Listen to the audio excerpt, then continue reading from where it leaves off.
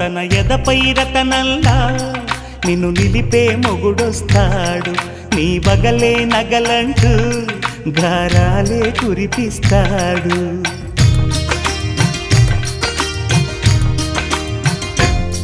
తన ఇంటికి కళ్ళ తెచ్చే మహాలక్ష్మిగా పూజిస్తాడు.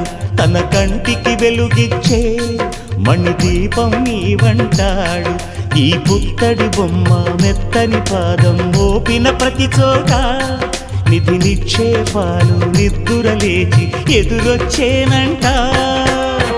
కలలో ఇలలో ఏ కన్నికి ఇలాంటి పతిరాడనిపించి వరుణ్ణి వరముగా ఇవ్వండి.